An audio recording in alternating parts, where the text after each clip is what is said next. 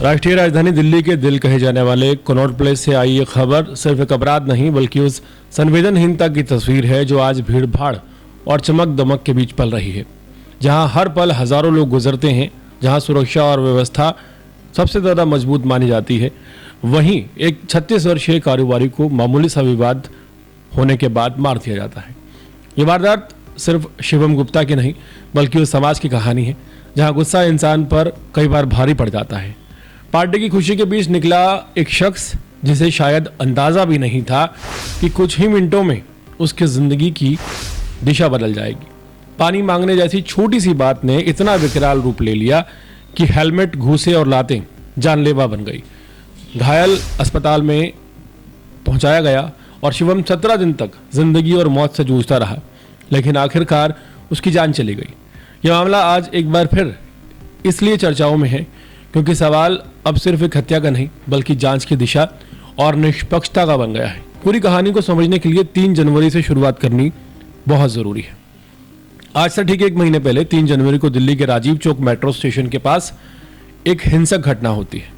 पेशे से व्यापारी शिवम गुप्ता अपने दोस्त पंकज के साथ वहां मौजूद थे। इसी दौरान शिवम जब एक व्यक्ति से पानी मांगते हैं तो इस बात को लेकर कहासुनी हो जाती है। देखते ही देखते विवाद इतना ज्यादा बढ़ जाता है कि बात हाथापाई तक पहुंच जाती है।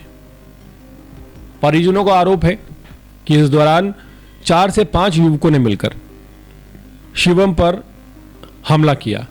गंभीर रूप से घायल शिवम को अस्पताल में भर्ती कराया गया, जहां वो करीब 17 दिन तक जिंदगी और मौत के बीच जूझते रहे।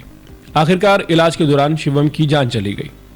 पुलिस का यह कहना है कि इस मामले में 3 लोग सीधे तौर पर मारपीट में शामिल थे, जिनमें से 2 युवकों को पहले ही गिरफ्तार कर लिया गया है। हालांकि ये कार्रवाई पीड़ित परिवार को संतोषजनक कतई नहीं लग रही है।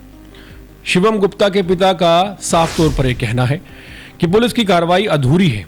उनका आरोप है कि हमले में शामिल सभी 5 आरोपियों को गिरफ्तार नहीं किया गया है, जबकि उनके बेटे पर सामूहिक रूप से हमला किया गया था।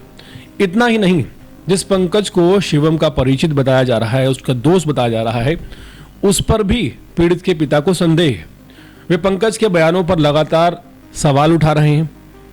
पीड़ित पिता का कहना है कि पंकज दावा कर रहा है कि पुलिस ने उसे फोन करके मौका वारदात पर बुलाया, जबकि हकीकत यह है कि शिवम का आईफोन पूरी तरह से लॉक था।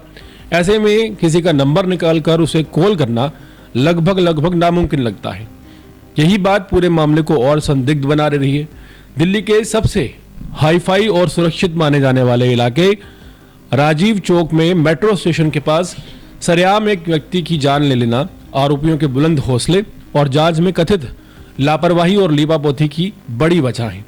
इनके चलते ये मामला एक बार फिर 1 महीने बाद 4 फरवरी को आज भी सुर्खियों में बना हुआ है। इस घटना ने कई सवाल खड़े कर दिए हैं। क्या आज सार्वजनिक जगहों पर कोई जगह दिल्ली में सुरक्षित है? क्या मामूली बहस अब जान लेने तक पहुंच गई और कानून का डर इस तरह के अपराधियों में खत्म हो चुका है? कनॉट प्लेस की यह घटना सिर्फ एक हत्या की वारदात नहीं बल्कि हमारे समाज की कड़वी सच्चाई है।